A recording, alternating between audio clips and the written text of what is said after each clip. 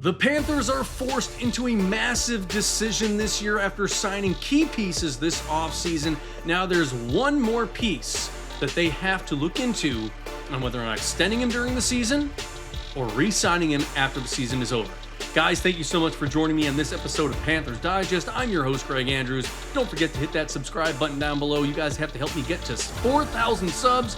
Make this bigger than all the other Digest channels. Leafs Digest, Golden Knights Digest, Lightning's Digest, Oilers Digest, all of them that are out there. Let's make this one better than theirs. I know you guys are the best fans and best supporters out there. So yeah, this is the big thing. And oh yeah, don't forget, you guys need to stay up to date with anything and everything that has to do with your back-to-back Stanley Cup champion Florida Panthers. So the big thing that has been rumored so far this season and has kind of been squashed several times is a possible extension for the man between the pipes, Sergei Bobrovsky, who's in his last year of a 7-year, $70 million deal. The rumors were talks were happening between Sergei Bobrovsky's people and the Florida Panthers front office, but they have been quashed because of all of the injuries this season. So right now, the eyes are on, can we keep people healthy? Let's find out what we have to do with all of our lines, bringing up guys from the AHL, finding guys on waivers, maybe making a trade. All these things have been happening that's far more important than trying to extend Sergei Bobrovsky. And a very interesting article by Aaron Ekblad from Breakaway on SI has brought up that there is possibly an extension or re-signing at the end of the season looming for him. And will he sign a deal similar to Brad Marchand's? I'm going to say no. It's not going to be as long as a 6-year deal. I don't think it's going to be that long if they do end up signing, but we'll get into that in just a moment. So guys, we're going to jump right into everything right now. Like I said, Sergei Bobrovsky, he is the last piece of this puzzle for guys that need to be signed that can stay here through the 2030 season, hopefully. Again, I just said, I don't think they'll sign him to a 6-year deal. Maybe 3 to 5, yes. But I don't know how much the money's going to have to go through there. I mean, are they going to have to offer him closer to $7.5 million, $6.5 million? I don't know. Can he give a little bit of that discount after the tremendous seasons, the last 3 seasons, 3 straight Stanley Cup trips in a row, 2 consecutive Stanley Cup titles. He has 2 Vezina trophies under his belt as well. So he has the accolades. His pedigree is there to say, hey, I can get more money. But will he say, you know what? I'll take less. Bill Zito knows how to work his magic. And I'm sure he'll be able to say, listen, let's go less money here. Help us so we could sign more guys this offseason, because there are a couple of free agents that we are going to have that I know we need to re-sign, but that's not what this episode is about. Or maybe go after a big name free agent in the offseason that they could bring in, because I'll show you guys at the very end what the projected cap space will be going into next season. Now, mind you, that number I'm going to show you guys is going to be skewed a little bit because it does take away the free agents or the contracts that will be expiring at the end of the season. So there are some guys we're going to have to re-sign, but he is the big name right now. Right now, I'm going to show you guys why they should try to extend him before the end of the season, why he deserves it. So I think it speaks for itself. We just look at the numbers, and I will show you guys some of his best highlights. I won't even talk through it. I'll just let you live the moments of some of his greatest hits, if you will. So these are the regular season numbers, his last 4 seasons. Very good. He's pretty much been consistent. Obviously in 2022-2023, his goals against average was 3.07, and his save percentage was 901. But he's been very consistent over the years. You can see games played. He had 50, 58, 54, this season 14. Wins and losses, they have been very solid every single year, especially the last 2 seasons. So in the regular season, he's playing about 3/4 of the games, give or take. And his numbers speak for themselves. His goals against average was great last season at 2.44. Before that was even better at 2.37. So very consistent. Save percentage was phenomenal in 23-24, 915, then went down a little bit to 906. But hey, look at the shutouts. 6 in 2023-24, and the following season he had 5. He has been tremendous, and you can see there his career numbers are incredible. I think he is worth extending him. Do you do it for 6 years? I don't think so.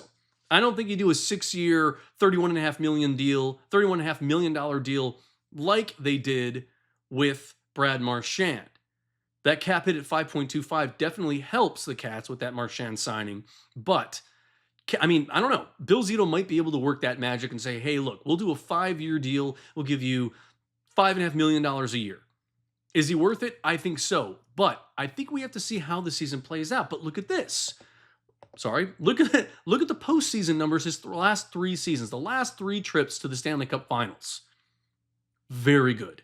He got better every single season since they lost the Cup against the Golden Knights in 2022-23. Then when they won, he was phenomenal, 906 save percentage, 233 goals against, and last season was even better at 2.2 goals against and a 914 save percentage. He was phenomenal. And he had 3 shutouts. The previous season, he had 2 shutouts. And the season before that, he had 1. He's been great.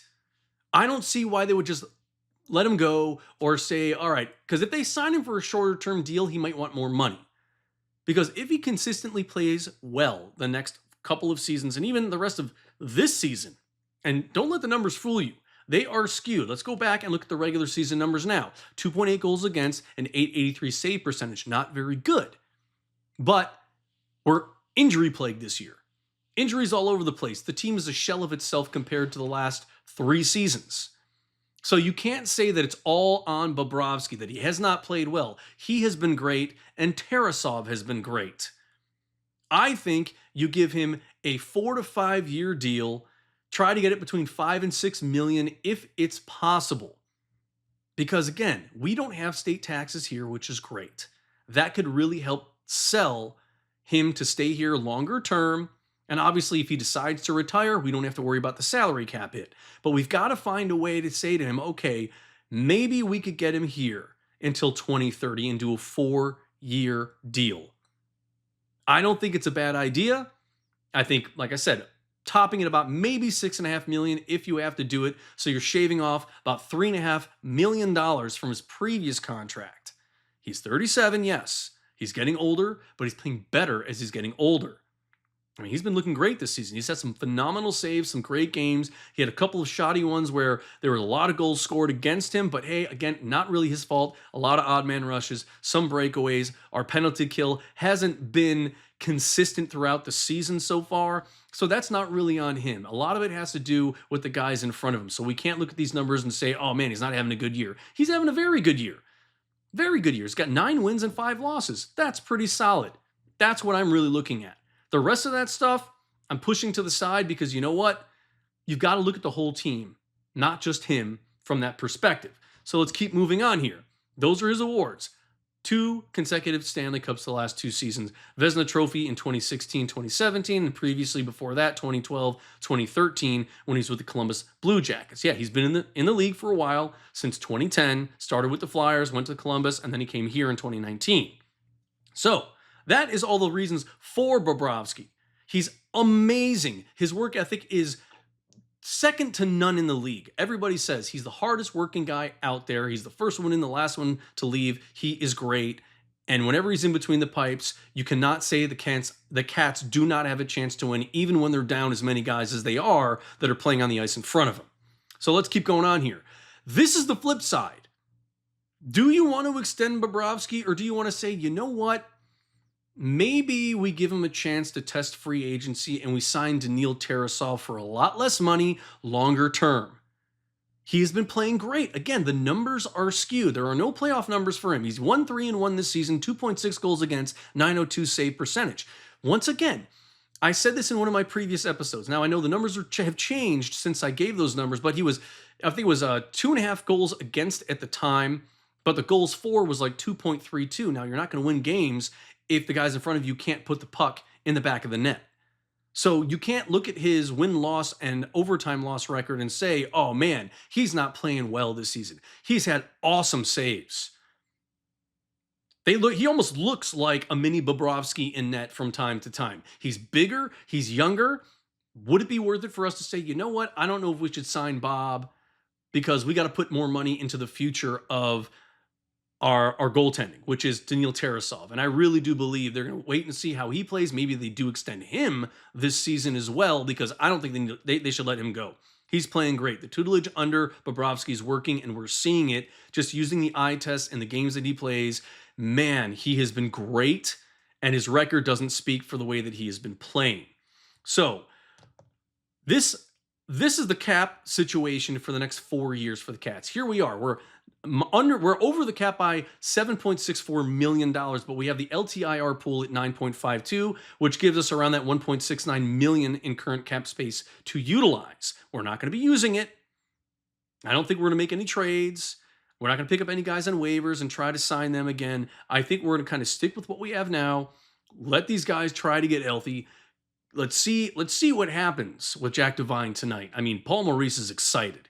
He even had a quote talking about Devine, that this is a big moment for him. He wants him to be nervous, listening to the national anthem, get all this stuff going. Let him remember this. This is going to be one of those moments that he'll remember for the rest of his life. He's really excited. And he says he believes we have a special talent in Jack Devine, and I cannot wait to see him tonight. I hope he scores a goal and gets an assist in his very first game. That would just be all too fitting for the story behind Jack Devine. But so this is where we sit. Next season, $16.27 million is our projected cap space. So like I said, if they do decide to extend him or sign him at the end of the season, you could give him a $6 million per year deal for maybe 5 years, if you will. So we still have about $11 million, $10 million to use to sign other guys on the roster, extend them potentially, because look forward. $33.27 million the following year. And then in 2028, 2029, $36.28 million there. So there is money that the Cats have to spend. They're a little bit going to get tight next season because they're going to have some free agents they're going to have to look into and try to start extending some of these guys that might have a year or two left on a deal. Obviously, the guys that have 1 year left that have been playing great, extend them first.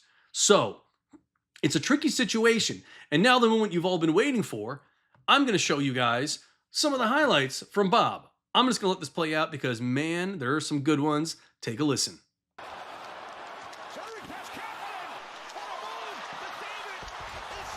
And the initial shot by McDavid. What a toe save. With a shot, save fade, rebound, Perry. Stillman on the ice with Strowman, a chance in front, Bobrovsky. Stamkos, one-timer, faked it, Kucherov shoots, oh, Sergei Bobrovsky! His shoulder, that wrister partially... One you all waited for. Out in front, Bobrovsky dives to his right with a robbery! Save the best for last for you guys. So, Bob, just by looking at that, is 100% worth it. It's all going to come down to dollars and cents. Aging goaltender, but he's playing better as he's getting older. His numbers speak for themselves. The way he has played in the last 3 seasons speaks for itself, especially in the playoffs. He has been dynamite. He has been probably the main reason why we won 2 consecutive Stanley Cups. That behind-the-back save against the Lightning, that one was a key one. A bunch of key ones in the last 2 finals appearances. He's worth it. Absolutely. It's just how much is he going to want at the end of the day? Because if he's going to go $7.5, $8 million per year, it might be a little bit too rich for the Cats to say with an aging goaltender, yeah, you're playing great hockey now, but how much is left in the tank for the next, let's call it 2 to 4 years?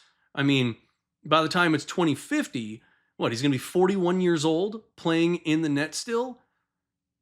Who knows? And then you have a young guy in Daniil Tarasov that you need to start putting him in more, giving him some more of that experience. And yes, I want Bob to be there to teach Daniil Tarasov more.